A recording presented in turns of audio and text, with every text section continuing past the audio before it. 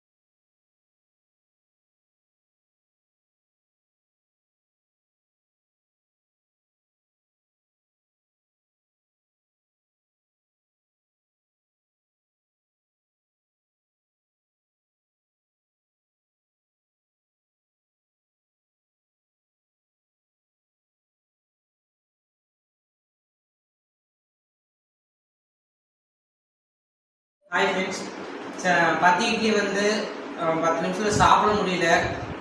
என்னால் 7 இட்லி தான் வந்துட்டு 6 நிமிஷத்தில் சாப்பிட முடிஞ்சது. அதனால் அதுக்கு 7 இட்லி என்னால் சாப்பிட முடியல ஃப்ரெண்ட்ஸ். வயிறு ரொம்ப ஃபுல்லாகிடுச்சு. அதனால் இந்த சேலஞ்ச் வந்து ஃபெயில் ஃப்ரெண்ட்ஸ். சேலஞ்ச் வந்து ஃபெயில் ஆகிட்டோம்.